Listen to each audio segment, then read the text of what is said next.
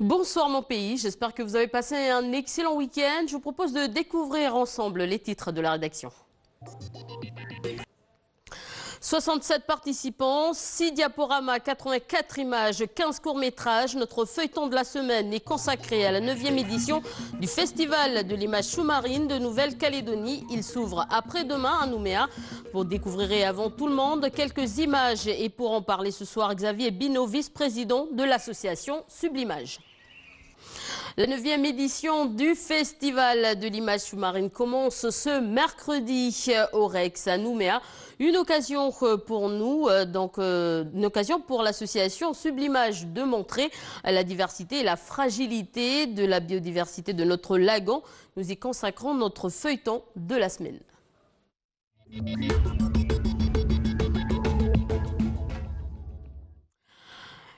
Et pour en parler ce soir, Xavier Binot, vice-président de l'association Sublimage. Bonsoir et merci d'avoir accepté notre invitation. Bonsoir Elise. Alors l'image de l'affiche est assez impressionnante. Qu'est-ce qu'elle représente ? Elle représente en fait un poisson donc photographié de nuit, caché sous une feuille, avec en fait le reflet, comme la photo est prise de nuit, donc il y a un reflet qui renvoie l'image. C'est une photo qui a été faite par Jack Berthomier, que les Calédoniens connaissent bien ici dans le milieu de la photo sous-marine. Finalement, c'est ça qui fait la beauté. On a l'impression de voir un géant qui est en train de manger quelque chose, mais finalement, voilà, ce sont de simples... C'est ça la magie, c'est un tout petit poisson caché sous sa feuille. C'est une photo qui a été faite du côté de Wemo, dans la mangrove, de nuit. Jacques plonge beaucoup la nuit et particulièrement fort dans ses photos de reflets sous la surface. Alors 84 photos cette année et 60 l'an dernier. D'ailleurs, on peut revoir justement, on voit les plus belles images qui ont été prises l'an dernier. Qu'est-ce qui explique le succès de ce concours ? La notoriété qui grandit du festival, le festival qui s'internationalise aussi, qui va démarcher dans toutes les régions, aussi bien métropolitaines que pacifiques. Voilà, la renommée du festival fait que de plus en plus de photographes souhaitent y montrer leurs œuvres et concourir dans les différents concours photos et vidéos qui vont se dérouler donc jusqu'à dimanche. Alors, l'objectif, c'est de montrer la beauté de notre lagon, sa fragilité également, mais aussi valoriser la destination calédonienne. Pourquoi ?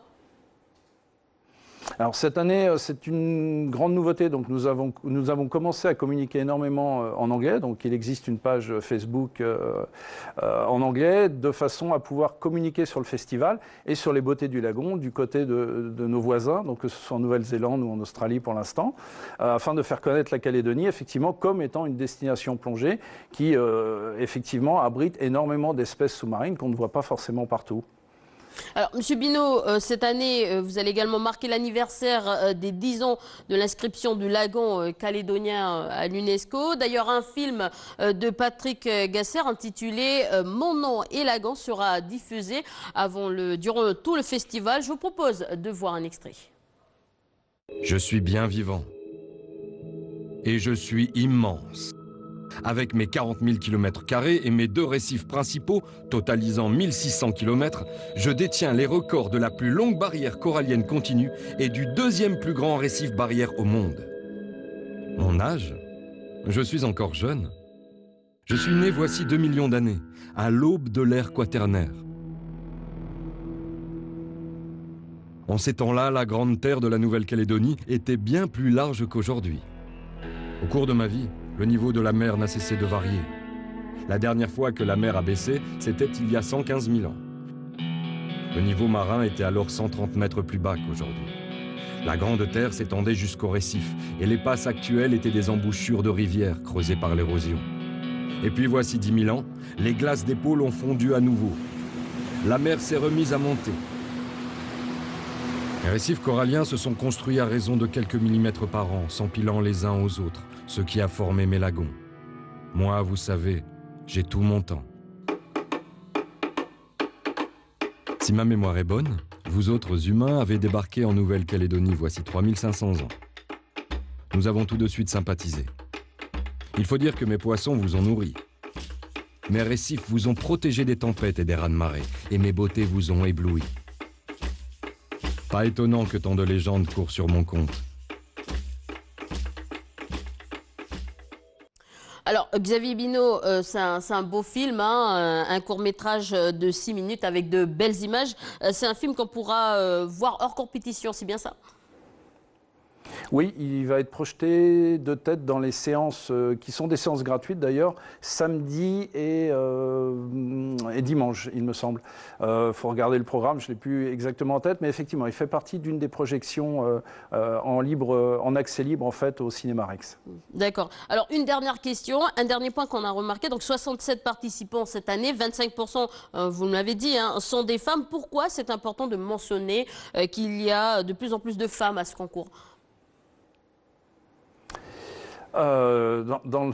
Pour l'équité, pour montrer que ce n'est pas uniquement une activité réservée à des gros machos et que les femmes avec leur sensibilité et leur poésie peuvent aussi, je pense à Karine entre autres, qui fait des photos merveilleuses, voilà, peuvent exprimer aussi leur talent dans le domaine de la photo sous-marine. C'est pas uniquement réservé à des gros musclés. Donc nous sommes heureux de constater qu'il y a de plus en plus de femmes qui s'inscrivent et qui participent au Festival de l'image sous-marine. Voilà, merci d'avoir répondu à nos questions. Et on rappelle que le festival, ça commence ce mercredi jusqu'à dimanche au Rex.